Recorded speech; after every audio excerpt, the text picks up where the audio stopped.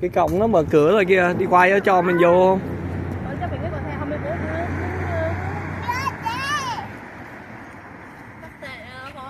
Tôi biết có thể rồi mà nó mở cửa kìa.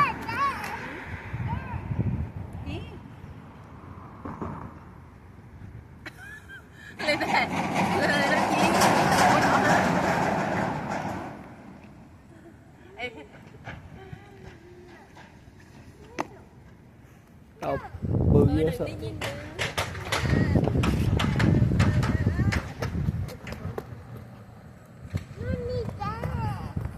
Thành đi không uống cà phê, có thể khẳng khuyên là khưng à.